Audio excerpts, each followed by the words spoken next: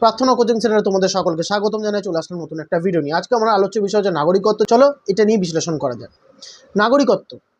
নাগরিকত্বের অর্থ হচ্ছে নগরবাসী, রাষ্ট্রে স্থায়ীভাবে বসবাসকারী এবং রাষ্ট্রের প্রতি আনুগত্য প্রদর্শনকারী সকল ব্যক্তি হচ্ছে সে দেশের নাগরিক বা সে রাষ্ট্রের নাগরিক।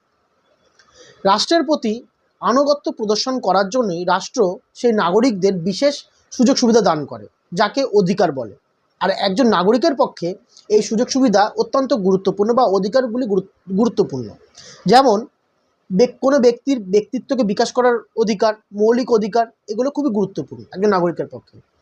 নাগরিক আর বিদেশিদের মধ্যে সামান্য একটু পার্থক্য আছে। যেরকম নাগরিকরা সম্পূর্ণ অধিকার ভোগ করে রাজনৈতিক, সামাজিক, অর্থনৈতিক, ব্যক্তিগত, কিন্তু বিদেশিরা শুধুমাত্র ব্যক্তিগত, সামাজিক এবং অর্থনৈতিক অধিকারটাই ভোগ করবে, রাজনৈতিক অধিকার ভোগ করতে পারে না।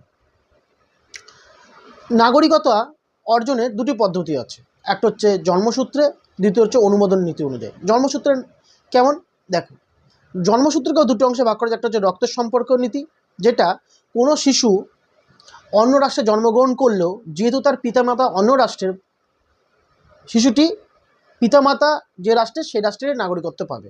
যেমন ভারতের দম্পতি সুইজারল্যান্ডে গেলে এবং সেখানে যদি তাদের সন্তান জন্মগ্রহণ করে, পিতামাতা যে রাষ্ট্রের অর্থাৎ ভারতের, শিশুটি সেই ভারতের নাগরিকত্বই পাবে।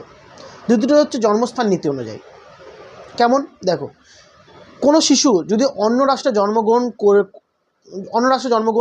করলে এবং তার পিতামাতা অন্য রাষ্ট্রের যে কোনো রাষ্ট্রেই হোক না কেন, শিশুটি যে রাষ্ট্রে জন্মগ্রহণ করেছে শিশুটি সেই রাষ্ট্রের নাগরিকত্ব পাবে। আবারও বলি, ভারতের দম্পতি সুইজারল্যান্ডে গেছে, সেখানে তাদের সন্তান জন্মগ্রহণ করেছে।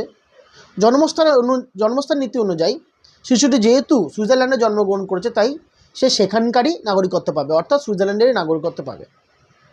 আচ্ছা, ভারতের এতে গেলে এতটুকু জানাবে। ভারতের একটু আসি। ভারতের নাগরিকত্বের বেশ কিছু নিয়ম আছে। যেমন নির্দিষ্ট ব্যক্তিকে ভারতে বসবাসকারী হতে হবে, নির্দিষ্ট ব্যক্তিকে 1 নম্বর। 2 নম্বর, নির্দিষ্ট ব্যক্তির বাবা মা মানে পিতামাতাকেও ভারতে বসবাসকারী হতে হবে।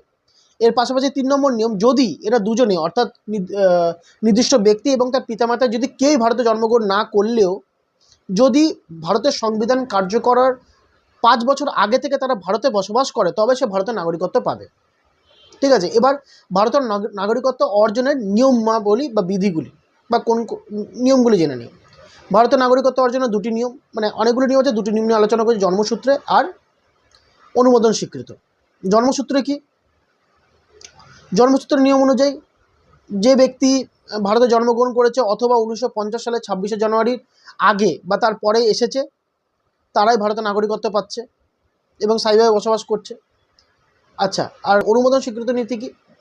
অনুমোদন স্বীকৃত নীতি হচ্ছে কমনওয়েলথ দেশভুক্ত মানে দেশগুলি যদি কেউ ভারতের নাগরিকত্ব অর্জনে ইচ্ছুক হয়, তারা কেন্দ্রীয় মন্ত্রীর কাছে আবেদন জানায়, মানে আবেদনের মাধ্যমে যে নাগরিকত্ব পাবে তাকে বলে অনুমোদন স্বীকৃত নাগরিক। ঠিক আছে। আচ্ছা, ভারতের নাগরিকত্ব বিলুপ্ত হওয়ার কি নাগরিকত্ব মানে বিলুপ্ত হওয়ার কয়েকটা নিয়ম আছে। যেরকম যদি কেউ দেশ বিরোধী কাজ করে, 1 নম্বর, অন্য দেশের নাগরিকত্ব পায় বা দ্বৈত নাগরিকত্ব পেলে ভারতের নাগরিকত্ব বিলুপ্ত হয়ে যায়। এই ছিল নাগরিকত্ব। আশা করি তোমরা বুঝেছো। আমি সহজভাবে তোমাদের সামনে তুলে ধরলাম যাতে তোমরা সহজেই বুঝতে পারো। যদি এগুলো এমসিকিউ আসবে তাও একটু তোমাদের আইডিয়া দিলাম। আশা করি তোমাদের ভালো লেগেছে। যদি ভিডিওটা ভালো লেগে থাকে অবশ্যই লাইক করো, শেয়ার করো, আর হ্যাঁ, সাবস্ক্রাইব করতে ভুলো না। স্ক্রিনে দেওয়া রয়েছে আমার নাম্বার। যদি কেউ আমার কাছে টিউশন পড়তে চাও, অনলাইন বা অফলাইন, তাহলে যোগাযোগ করতে পারো। দেখা হবে নতুন একটা ভিডিও নিয়ে। আজকে এ পর্যন্তই। ধন্যবাদ।